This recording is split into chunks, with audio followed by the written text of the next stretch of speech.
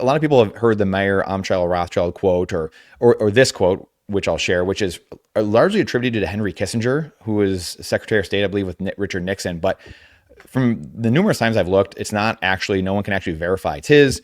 Kind of would make sense that it's his though. So it's kind of weird that it's not, but it's who controls the food supply controls the people, who controls the energy can control whole continents, and who controls money can control the world. And this is just the game they've known for millennia, literally millennia of, hey, I can control people through the money supply and deceive people. And so this is this process going back to, again, the humans and fiat are volatile, not Bitcoin. And do the properties change? Have they changed?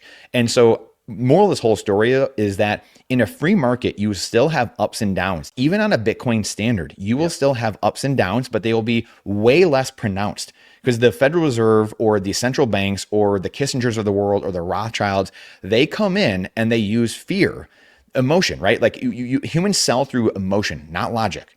Logic does not work. So they come in times of fear and panic of 1907, whatever, fill in your chaotic event. And then they sell you something, a Patriot Act, whatever it is to get control, wrestle it away from the people. And while the people's heightened emotions are there, when emotions go up, intelligence goes down.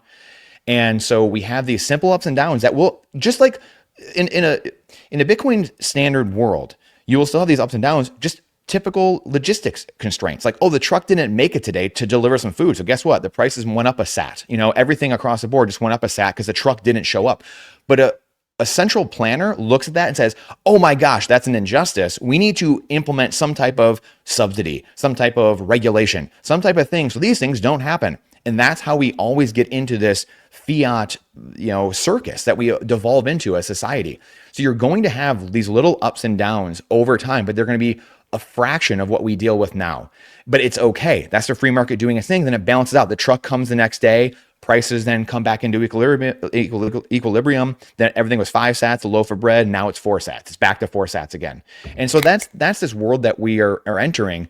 And you're going to still have a little volatility because if you look at like the fires going on, the Spencer Pratt videos have been going, like crazy, going viral, obviously, right? So there's a good thing. If every house, as George brought up before, if every house was just say 1 million sats, but all of a sudden 1,000 of them in LA burned down, well, what happens? Now there's less supply on the market. So now they go up. So now builders are like, oh, shoot, I want to build some houses because now I can get more sats. Now it's 1.1 million sats or whatever it is to build a house. And they're like, shoot, I'm going to do this. And then once that evens out and it goes back to 1 million, it's like, okay, a couple of builders go back offline and then if things balance out again. But instead you have the LA mayor, some quack come in and they're giving you a regulation and they're doing this and these arbitrary arson and firefighter things where the government's constantly creating the problems. And then we've got the solution. We're going to give you free things. We need to, spray currency into the air. So anyway, this is these different lenses that we all kind of mention, which are so important because these are the classes. This is why, the title is so apropos. Bitcoin is a black belt of personal finance because you just don't learn this stuff in school. No one actually takes the time to learn these very simple, basic things. They've got us in 202 and 303 classes that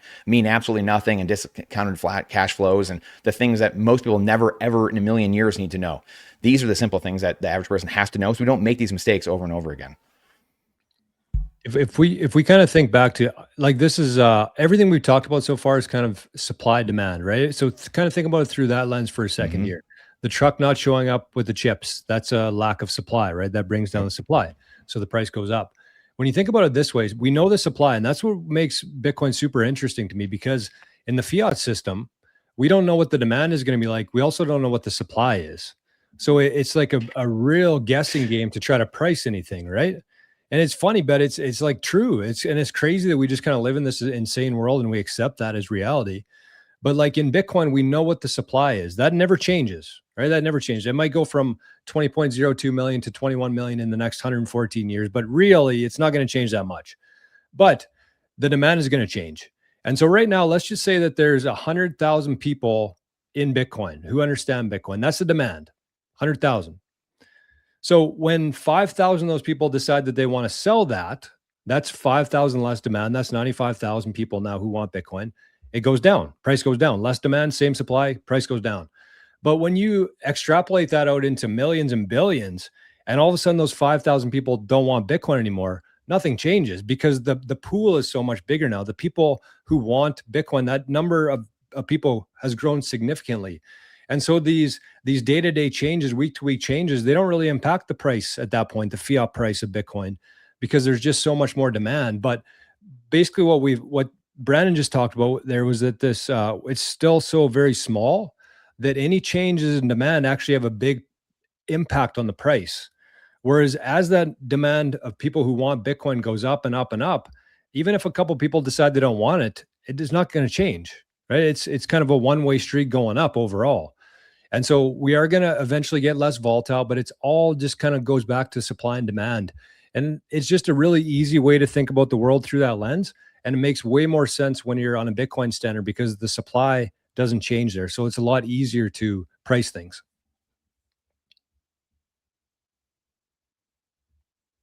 Yeah. It's a fascinating, like if we think about the volatility of Bitcoin being a feature for early ones, I think that's always the thing I come back to. Like you should see it as a strength. I mean, sure, you said in the beginning that it's now a lot better than 12 months ago. Yeah. And when did we have the all-time high? Like 6 months ago, 7 months ago? I don't even, like roughly October it was. So it was like 6 months ago, something like that. And Robin, I don't know if it's better, but there's more people, there's more demand. yeah, like there's more people that understand it, because the people that got out of Bitcoin in the last 6 months because the price went down, they didn't really fully understand it. Agree. Yep. Like the people that completely went out. And so we definitely had new people joining in. And so if you just think about Bitcoin as a network, as a financial network, there are more people now coming in. There are more people now into Bitcoin. It's more decentralized. It's more resilient. It added another year, another month, another day on the network where it showed how strong it is. And then the price went down 50%. I mentioned that in the recent podcast I posted with Peter Dunworth, where if you love a toaster oven, and the toaster oven is something like you really like it and you wanted to buy it, and now the toaster oven goes down 50% in price, and they added a new feature to it, and it's just like better than the previous one, and you're like, yeah, now I'm kind of skeptical now. Like, why should I buy it? Like, it just went down in price. You're not doing that. Like if something that you love, it goes down in price, you buy it more, not less. And so I don't get the whole people loving Bitcoin when it goes up and hating Bitcoin when it goes down. I'm actually curious if you have to say, because you all also have YouTube, there's a feature where it shows when you like a person's comments a lot, like it's a purple thing that shows up next to their name if you like a person's comments a lot. I have one or two guys that I liked a lot last year. Now they're hating on Bitcoin. And I'm like, interesting. So they left a lot of great comments on Bitcoin content last year when it was ripping, it was going up. And now, I mean, it's just like 2 or 3 people. But now they're actually negative on Bitcoin, and they flipped and they're like, this doesn't make sense. This is bad. This is bad. And I'm like, oh, like, why? Like, what has changed in Bitcoin fundamentally? Yes, the price has gone down. So has the volatility. We had that volatility in Bitcoin price since Bitcoin. Like, if you don't like that about Bitcoin, like, you haven't not done your homework whatsoever. Like you haven't even started there, because I think price volatility is something that everyone knows about Bitcoin, even if you have no clue about Bitcoin. Everyone hears about this crazy pricing. So that's just interesting for me, why people love it when it goes up and hate it when it goes down. The funny thing to me is that people say Bitcoin is volatile, but gold isn't. And gold is extremely volatile. Like, you've seen it the last few days. Even the bond market, Raj. Like, yeah, I mean, the bond market and volatile. gold the last couple of years, yeah, really volatile. Everything's volatile, and people try to say that Bitcoin's too volatile for me to hold. But I mean, it's volatile just like everything else. But the returns are much higher because it's more volatile. It has more upside. Whereas, let's say, for example, with the stock market, it's consistently giving you 10%. But I mean, it's volatile, but it's not as volatile. But again, are you okay with getting inferior returns just because you don't want to deal with volatility? It's your feelings at the end of the day. Like, when you understand the fundamentals, you're going based on logic. When you're just going based on volatility and you're thinking, oh, I think it might go down, you're just going based on your feelings and you're using your emotions. Anytime I've made an emotional investing decision, I've always ended up regretting it. I think it's, and someone just said here too, I love it. Like in the gaming world, you call them casuals. Yeah. And so that's exactly what my answer is going to be. Just summer soldiers. Thomas Paine wrote about this, in Common Sense, 250 years ago. And this is just, some people are there for number go up and just like, what's in it for me? And they haven't graduated to that next level. They haven't seen maybe the wizard behind the curtain, and they're very shallow, surface level with it. And then there's revolutionaries. There's the people who are like, no, I'm good. We're done here. And we're all going to hang separately, or we're going to hang together. And they've kind of seen past that curtain. And that's people that have probably done the work. They put the work in, they've seen behind the curtain, and they put their hours in. Like we said earlier, they've gone through the gauntlet, the fatal funnel. They've had the nicks, the bruises, the scrapes, the blood, sweat, and tears. And that's the difference. That's really the only difference I see. Because like you guys just said, I mean, Bitcoin hasn't changed. Number one, has the property has changed. I talked to Parker Lewis about this for like half our podcast, like a couple months ago. And we just kind of kept coming back to this, where it was like, nothing has changed. Zero has changed. So like, you can ignore reality all you want. Does not matter, right? The old Ayn Rand quote, but you can't ignore the consequences of ignoring reality. Like it is what it is. I mean, just do the homework. And that has not changed until or unless.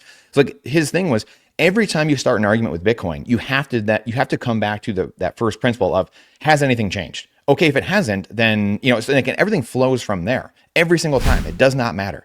And so to me, it's just summer soldiers, and I forget exactly how we phrased it, but it's the winter soldiers and summer patriots, I think, or something like that. And it's, which one are you? Are you a wartime general? Are you here for the actual revolution? Are you here to change society? Or are you just here for yourself and it's a number go up? And to your point, Robin, the guys that are here for, I'm off to, like we said earlier, I'm off to the AI, I'm an AI YouTuber now, when I was just a big NFT YouTuber. It's like, man, you've completely missed the boat. Like you were out in left field. And that's a lot of people. That's most people, that's most people. And that's why this fight is so hard. You're just down in the mud, slinging it out, and most people are just like, nah. There's a guy a couple years ago, and it was when they were, a lot of the canceling going on 6 years ago during COVID and all that.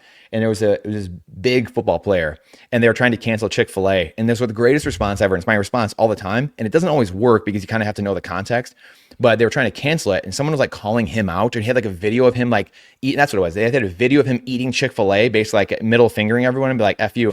People were like, whatever. His caption was, chicken too tasty. And it's just like, sorry, like, don't care. Don't, too long, didn't read. Don't care what you say. Like, chicken too tasty. Like, you can scream and cry and bitch and moan all you want. Don't care. So yeah, there we are, gentlemen. And the thing is too, is there's some pretty powerful market participants that really love that there's emotional players in here. They love that because they're taking advantage of your emotion. You probably, if you're new to this, you should do the George Costanza. You should do the exact opposite of what your intuition is telling you to do, right? You should do the exact opposite of the way you feel. When you feel, when those commenters on Robin's video are now talking trash about Bitcoin, they should be buying it. And when they were talking positively about it, maybe they should have been a little cautious, right? Mm-hmm. That's what I'm going to say there. Yeah, just do the opposite of what you feel. George Costanza. I mean, frick, there's a lot to get into. I mean, when we're thinking about gold and bonds being volatile, it's the same kind of thing. It's like, has gold changed? Has bonds changed? Or maybe fiat world is crazy. Again, going back to what I was just saying there, the supply, we don't know what the supply is. We got this thing going everywhere. Is there 100 trillion? Is there 900 trillion? Nobody knows the supply. So how can you fairly value anything? Gold isn't volatile. Bitcoin isn't volatile. Bonds aren't volatile. Fiat and people's emotions are volatile. That's what it is, right? And I think I like your toaster of an analogy, Robin, because when you think about it this way too, I was kind of thinking through it myself. A lot of people out there, if you have this like, let's say it's a Weber toaster oven, and you've studied it and you know all the specs, you know what it heats at, you know what it cooks your favorite bagel at, you put in the time to understand that. You're like, okay, it's $100. Next day it's $50. If nothing changed, if they didn't remove any of those features, then you're happier than a pig in shit. You're like, okay, I get 50% off, just like Bitcoin. right? But there's also people out there who don't know what they want. They don't understand the difference between a Weber and a Schieber. So the Schieber, they're looking at the Weber, they're like $100. Oh, that's a lot. They look at the Schieber and they're like, Schieber's $5. No brainer. Why would I pay $100 when I could just pay $5 for it? And it's the same kind of thing. It's because they don't understand what they're buying. They don't understand what they want out of it. They don't understand the need for it in their personal situation. And so it looks different from everybody, but it all kind of goes back to the black belt and actually putting in the work to understand what you're buying it. And then if fiat goes crazy up or down, you're buying either way because you know what you're doing. You put in the work to understand that. You have your black belt in Bitcoin. So one thing we haven't mentioned too much about Bitcoin is that it's just a really small market cap as well. Yeah. It's very liquid, but if you thought, I mean, we've compared it against gold and bonds. If we look at those markets, and if we think that they were the size of what Bitcoin is, and they had the inflows and outflows that they have, they would probably be very volatile as well based on that. So there is just this thing about, and we've sort of alluded to it and mentioned it, but the fact that we're just in this stage with Bitcoin where it's 16, 17 years old and it's young and it's small in market cap too. And it doesn't take as much capital flowing in and out of it to affect the market in a volatile way. It's liquid. It's highly liquid. It's 24/7. It's arguably in some characteristics the most liquid market in the world. But yet there is thin spreads. There is the ability to, if a lot of buying came in, it would push up to this new chunk of sellers. And that is volatility. That's US dollar denominated price volatility from just the size of the market alone. And the fact that we are in the adoption cycle. Like Bitcoin is not recognized as a store of value. And it goes from collectible to store of value to medium of exchange to unit of count. We've got a long way to go to see Bitcoin actualized. And I think people still just see it as a collectible and it's sort of being pitched as a store of value, but people don't buy that still. They don't believe it. And so it's more of a collectible at this stage. And that just shows how early we are in the adoption cycle. This goes back to Jor. We were talking about this yesterday, right? Flipping the chart upside down. And that's because, we always talk about when people grok Bitcoin, when do they get it, what price? And it's really just a saturation point, going back to this revolution that's happening, this peaceful revolution. And what number of Bitcoiners do we need to get to? And it's only a couple percent. It's not many, because hyperinflation comes from a loss of confidence of the currency. It's not like, we printed too much. We could print another $250 billion in the United States. And if people believe it still, then it doesn't matter. Like, it'll just keep going. To what's their name? I don't know if it was Stephanie Kelton that wrote the MMT book. I'm pretty sure. To her point, like, if people believe it, then you could go ad infinitum, like into infinity. Like, you could just keep going if people believe the lie. But at some point, someone questions it. Enough people question it. It's probably the better way to say it. And you have that saturation point of the marbles on the piece of paper or the paper towel and keep dripping the water. And how many drips does it take for the marbles to finally fall through? And that's it. So the dollar USD to dollar conversion, where it just goes to zero, like Jor brought it up yesterday, and it's literally down 100% in 17 years. The dollar is to Bitcoin down 100%, lost all its value. Every single piece of value that the dollar had against Bitcoin is gone in the last 17 years. And that's going to continue happening. The next 17 years will be the same exact story. If you have held your dollars against and had no Bitcoin, and you're short Bitcoin, you lost another 100%. Again, you will just keep losing over and over and over again. And at some point, it's just, when does the saturation point, to what Forrest is saying, that gradually and suddenly, throwing up Parker Lewis again, now twice in the show, but his book, Gradually and Suddenly, right? We get to a point where there's a couple percent of the population, whatever it is, who have gone onto the network. They've left the dollar. We have wars going on because people are leaving the dollar for decades now, right? Gaddafi, Saddam Hussein. It's because they're leaving the network. You can't have people, because no one in the world would ever on their free will choose to use the dollar or a currency that stole from them, any fiat currency. No one would choose that. No sane human being would choose that. And so you have capital controls in the United States, which are the $600 or under now. They've been trying to do the last couple of years. Or you go to the bank and you try to take out 10,000. They're questioning you and what's going on. Those are capital controls, inside. Like, hey, you better not leave our network, because then we lose value. And so that's them telling you right there, or the wars externally and fighting all over the place because they're trying to keep people in the dollar network. And again, it shows you right there. People have already made their choice. They've already flown to Bitcoin, and that will just keep increasing as education increases. People keep waking up, and they realize that. And then hyperinflation happens with only a couple percent of people, probably. It's somewhere around there because they've left the network, and the dollar starts quickly losing value even faster because the network is losing its participants, and it starts going the other direction where Bitcoin keeps gaining up and to the right. Its network effect. The dollar keeps losing value or losing its network effect over time. And so again, this is the thing. I fought with Mike Green about this the other day. There's so many people that think that it's just going to go forever. Like it's just going to like keep happening. Like we're just like today, what we live today is just going to like happen infinitely into the future. That's just not how life works. I mean, we've gone through hundreds of thousands of different fiat currencies, all have gone to zero in human history, but we've gone through thousands of them, many world reserve currencies. And somehow, again, we make this mistake of thinking this is going to happen forever. To what today is happening, no, we all die someday. All currencies die. Life changes. It's entropy. And that's the thing that Bitcoin is basically routing around and fighting against, and is the least entropic of all things out there. So that's the battle we're in. I think what also Parker Lewis once told me in a podcast was, because I asked him the question, like, what does this whole suddenly moment trigger? Like, when are we getting to this like hyperbolic moment? And I liked his answer because he mentioned that we have Argentina as an example, how a currency dies and they just make a new one up. A currency dies, they just make a new one up. And then there are other countries that give up on making a new currency and they just plug into a bigger network like the US dollar, like other bigger fiat currencies. And so you kind of have this feeling that this play just keeps on playing over and over again.